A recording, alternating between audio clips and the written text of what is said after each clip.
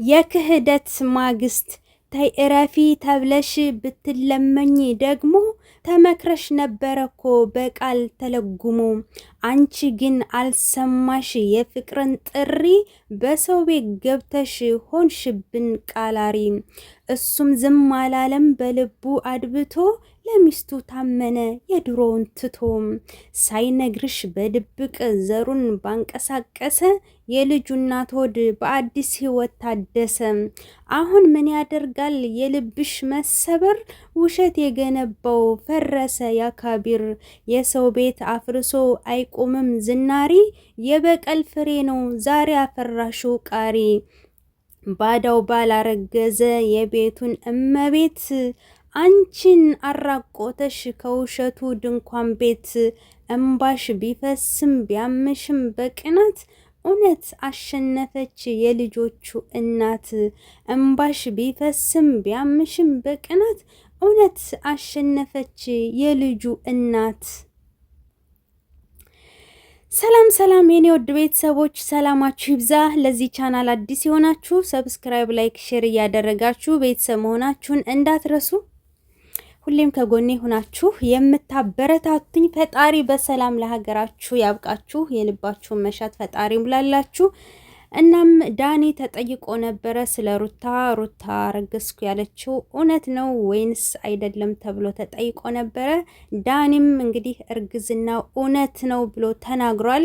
አንዳንድ ልጆች ደግሞ አላችሁ ሩታ ያረገዘችው ከዳኒ ነው፣ አብርሽ የሰው ልጅ ሊያሳድግ አይችልም፣ የዳኒን ልጅ አያሳድግም ምትሉ አላችሁ።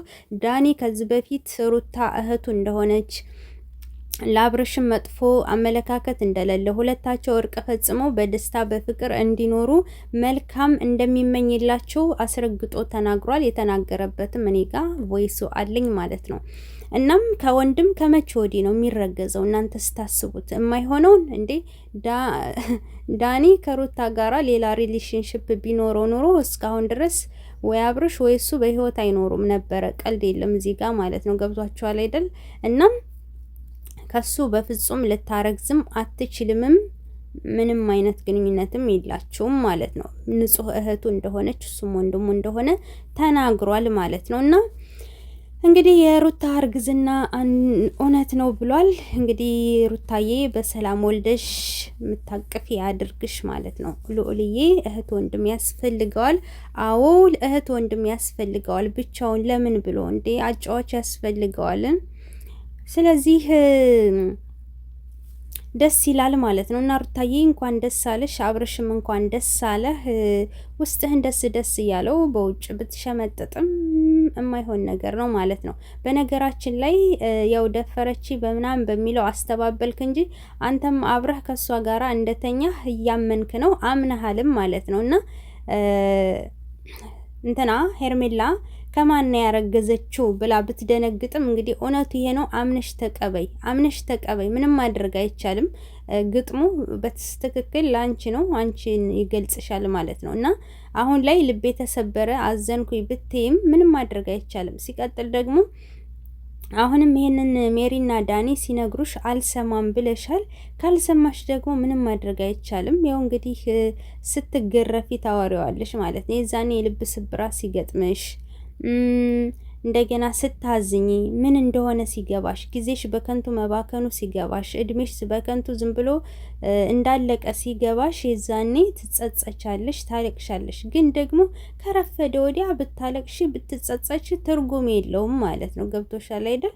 ካሁኑ ብትባንኝና ብትነቂ የራሴ የምትሆን ሰው ብትፈልጊ መልካም ነበረ። ተናግረናል። ንግግራችን ደግሞ ልትቀበይ አልቻልሽም። እነ ሜሪም ትናንትና ሲነግሩሽ ልታምኚ አልቻልሽም። ውስጥሽ ላይ ፌስሽ ላይ እርር ድብን ቅጥል እንዳልሽ ይለይብሻል። ነገር ግን ደግሞ ያው እጅ አልሰጥም ይሆናል አይደል?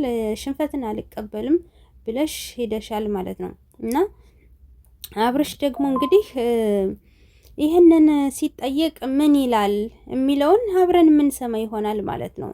እውነታው እሷ ጋር ድር ያለው ይላል ወይንስ አይልም? ምንድን ነው መልሱ? ከዛ ሄርሜላ ምን ትወስናለች እንዴ? ጌሙ ሳያልቅ ሩቲ ወሽመጥ ትቆርጫለሽ እንዴ? ትናንትና አብረው ሊያድሩ ነው አብረው ምናምን፣ ከዛ እርግዝና ይፈጠራል፣ ከዛ ይጋባሉ ብለው ሲያስቡ የሚለቀቀው ሌላ የሚሆነው ሌላ። ጉድ እኮ ነው የሚጠበቀው ሌላ። እና ብትነገሪ ልትሰሚ አልቻልሽም ማለት ነው።